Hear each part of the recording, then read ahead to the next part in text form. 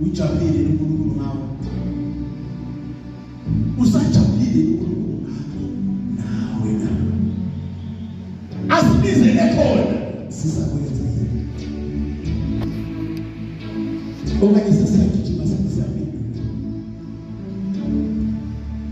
Sesizwile position siyakhe sizokhomba abangazi nabangabakhuluma ngani zokuphuma ukuthi namanga. Ncwadi yesihlanu sibhaliwe,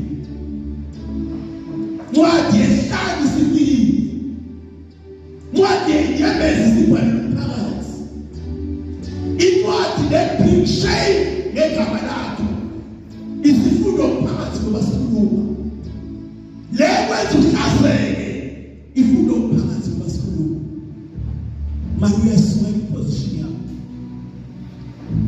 uyayeka ukwenza lokho bizelwe khona, uyayeka ukuqhubeka wakhe okumsebenzi obizelwe ukuthi wakhe na.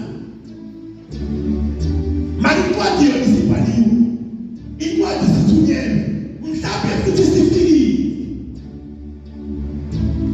Wenze njani?